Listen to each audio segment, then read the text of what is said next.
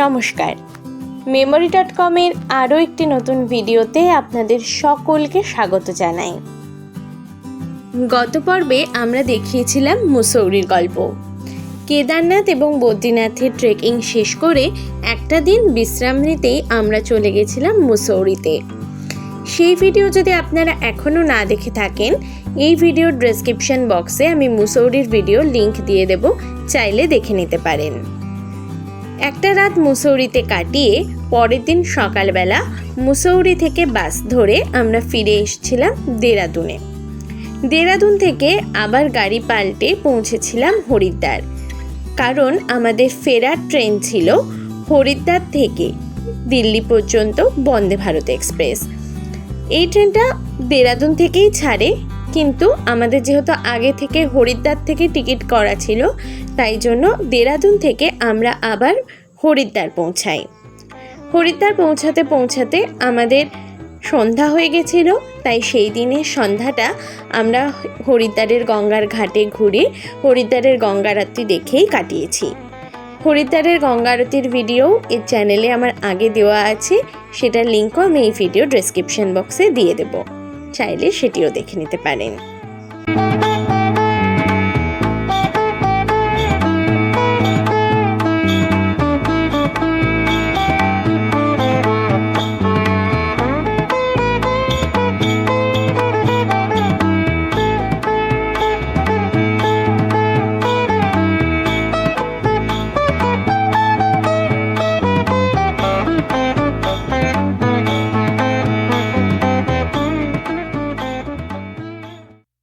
পরের দিন আমরা সকাল সকাল পৌঁছে যাই হরিদ্বার স্টেশনে। হরিদ্বার থেকে দিল্লি পর্যন্ত আমাদের ট্রেন ছিল 22458 দেরাদুন দিল্লি আনন্দ বিহার বন্দে ভারত এক্সপ্রেস। এই ট্রেনটি দেরাদুন থেকে ছাড়ে সকাল 7টার সময়, আর হরিদ্বারে এর সময় হলো সকাল 8টা, আর দিল্লির আনন্দ বিহার টার্মিনালে 11টা 45-এ এই ট্রেনটি পৌঁছায়। নির্দিষ্ট সময়ে আমাদের ট্রেন ছেড়ে দিল।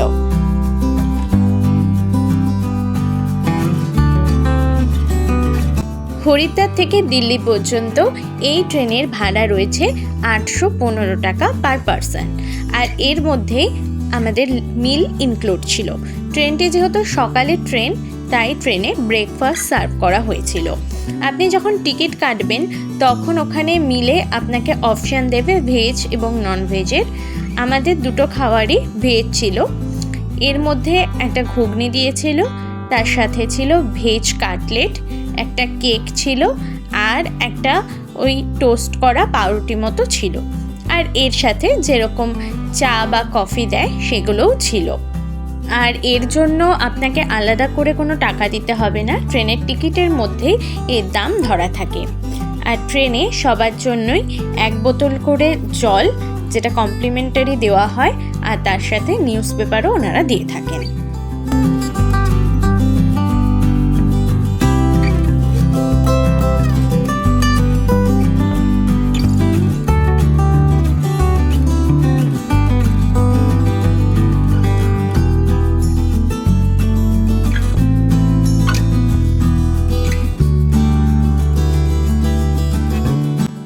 ট্রেন নির্দিষ্ট সময়ে আমাদেরকে দিল্লি পৌঁছে দেয়। দিল্লির আনন্দ বিহার টার্মিনাল পর্যন্ত চলে এই ট্রেন। এবার আমাদের নেক্সট ট্রেন ছিল দিল্লি থেকে বিকেল 5:30টার সময়, আর এই ট্রেন দিল্লি পৌঁছেছে 12:15 নাগাদ। তাহলে মাঝখানে প্রায় আরও 6 ঘন্টা আমাদের হাতে সময় ছিল। সেই 6 ঘন্টা আমরা একটুও ওয়েস্ট না করে দিল্লির কিছু জায়গা নিজেদের মতো করে ঘুরে নিয়েছিলাম। তার জন্য একটা ক্যাব বুক করে নিয়েছিলাম। ক্যাবে করে আমরা এই কমপ্লেক্সটাতে এসে পৌঁছেছিলাম। এটা হলো মেহেরুলি কমপ্লেক্স। এবার এখানে একসাথে অনেকগুলো দেখার জিনিস আছে, এগুলোকে দেখে নিয়ে তারপর খাওয়া দাওয়া করে পরবর্তী ট্রেনের জন্য রওনা হয়েছিলাম। আপনারাও এরকমভাবে আপনাদের ট্রেনের যদি গ্যাপ থাকে, সেক্ষেত্রে নিজেদের মতো প্ল্যান করে দিল্লিকে এভাবে ঘুরে দেখতে পারেন।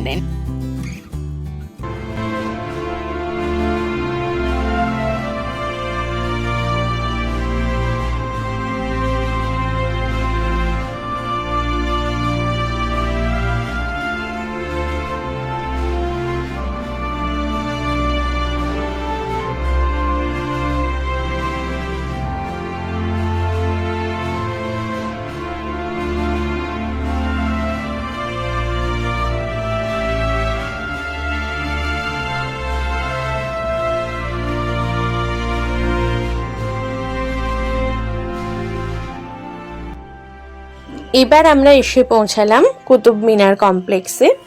এখানে ঢোকার জন্য আপনাকে একটা টিকিট কাটতে হবে। তারপর একই সঙ্গে বেশ অনেকগুলো দেখার জায়গা এখানে রয়েছে, সেগুলো আপনারা দেখে নিতে পারেন। তার মধ্যে প্রথম হচ্ছে এই কুতুব মিনার। কুতুব মিনার হচ্ছে ভারতের এবং একই সঙ্গে বিশ্বের সবথেকে উঁচু মিনার, আর এটা সম্পূর্ণভাবে ইট দিয়ে তৈরি করা হয়েছিল। দিল্লি সুলতানেটের প্রথম শাসক কুতুবউদ্দিন আইবক এই মিনারটা নির্মাণের কাজ শুরু করেছিল 1193 খ্রিস্টাব্দে, কিন্তু এই মিনার নির্মাণ তিনি শেষ করে যেতে পারেননি। পরবর্তীকালে ফিরোজ শাহ তুগলক মিনারের একদম ওপরের যে অংশগুলো সেগুলো নির্মাণ শেষ করেছিল।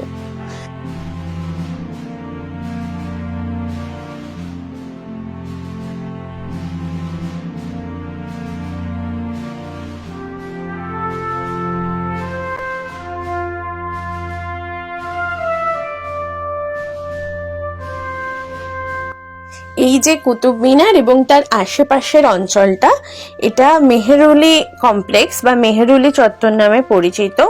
এই মেহেরুলিতে একই সঙ্গে অনেকগুলো স্থাপত্যের নিদর্শন আপনারা পাবেন। যেগুলোর মধ্যে দিয়ে আমরা যাচ্ছি এগুলো কিন্তু সবকটাই এক একটা স্থাপত্য। এরকম অনেক স্থাপত্য এখানে রয়েছে যেগুলো কাজ কিন্তু অসম্পূর্ণ, কিছু রয়েছে যেগুলো এখন ধ্বংস হয়ে গেছে কিছুটা, কিন্তু পুরোটাই কিন্তু একটা প্রাচীন স্থাপত্যের নিদর্শন। এবং এখানে বিভিন্ন রাজাদের, শুধুমাত্র একজনের নয়, অনেক রাজাদের অনেক স্থাপত্য একইভাবে তুলে ধরা হয়েছে।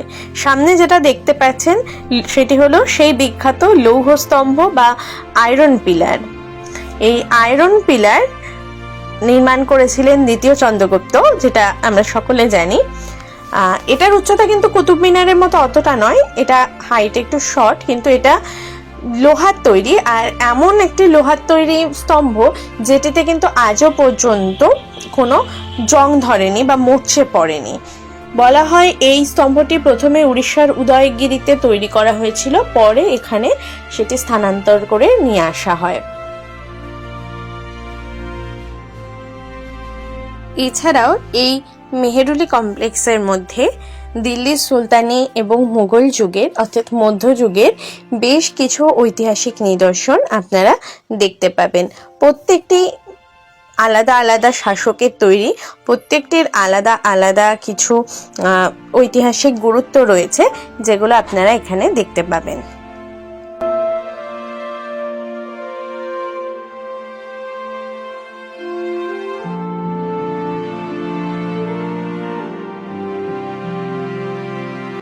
এখন সামনে যেটা দেখতে পাচ্ছেন এর মধ্যে রয়েছে ইলতুৎমিশের সমাধি।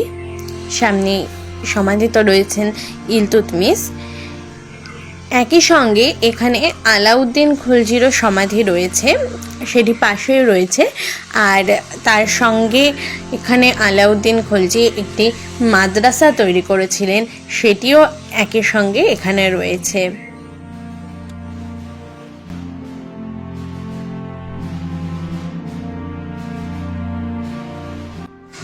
এবার আপনারা সামনে যেটা দেখতে পাচ্ছেন সেটি হচ্ছে সেই আলাই মিনার, যেটি আলাউদ্দিন খলজি নির্মাণ কাজ শুরু করেছিলেন কিন্তু তিনি শেষ করে যেতে পারেননি। তারপর থেকে এটি একই অবস্থায় পড়ে রয়েছে। এইভাবেই এই মেহেরুলি কমপ্লেক্সে বিভিন্ন ঐতিহাসিক জায়গা ঘুরে দেখলাম, চোখের সামনে যেন জীবন্ত ইতিহাস ফুটে উঠল। এরপর আমাদের পরবর্তী ট্রেন ছিল দিল্লি থেকে হাওড়া অবধি পূর্বা এক্সপ্রেস। সেই ট্রেন ধরে আমরা বাড়ির পথে রওনা হলাম। আর আমাদের উত্তরাখণ্ড সিরিজের গল্প এখানেই শেষ হলো। দেখা হচ্ছে খুব তাড়াতাড়ি নতুন কোনো জায়গার গল্প নিয়ে। ধন্যবাদ।